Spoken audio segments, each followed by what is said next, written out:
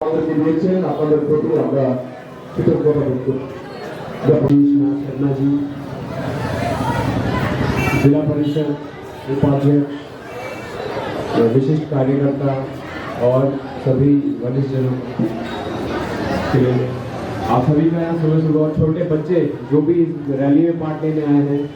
और NCC NSS के छात्र छात्राएं और समाज के अन्य जन जो भी यहाँ पर आए हैं सभी का मैं स्वागत करता हूँ। जैसा कि आप जानते हैं इस वर्ष 2025 में 31 अक्टूबर को हमने लौह पुरुष भारत के iron man of India Sardar Vallabh भाई पटेल जी की 150वीं जन्म तिथि को मनाया था। और जैसे कि आप जानते हैं सरदार वल्लभ भाई पटेल को लौह पुरुष इसलिए बोला गया है क्योंकि उन्होंने एक आयरन की तरह पूरे देश को जोड़ के रखा और उन्होंने देश के विभिन्न भागों में जो अलग अलग प्रांत थे जो आज़ादी के बाद भारत से नहीं जुड़ पा रहे थे, जैसे जूनागढ़ हैदराबाद, उसको भारत में जोड़ने में सबसे महत्वपूर्ण योगदान उनका है। इसीलिए उनके जन्मदिन की तिथि पर हम राष्ट्रीय एकता दिवस मनाते हैं। राष्ट्रीय एकता दिवस जैसे कि आप इंग्लिश में जानते हैं यूनिटी डे, इसीलिए उनकी 150वीं जन्मतिथि के उपलक्ष्य में हम यूनिटी मार्च यहाँ पे कर रहे हैं। इससे पहले माननीय प्रधानमंत्री जी ने केवड़िया जाके जहाँ पे सरदार वल्लभ भाई पटेल का सबसे बड़ा स्टैचू दुनिया में जो है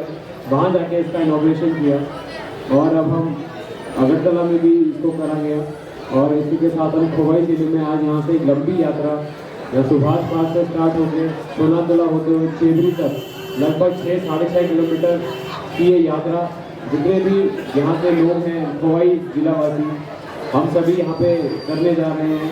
इसका एक उपलक्ष्य है दिखाने के लिए कि हम जाति से भले अलग हो सकते हैं, धर्म से लोग अलग हो सकते हैं, जेंडर में लोग अलग हो सकते हैं, समाज के अलग अलग तबके से लोग आते हैं, कोई अमीर होता है कोई गरीब होता है, बट फिर भी हम एक देश हैं और एक देश में हमें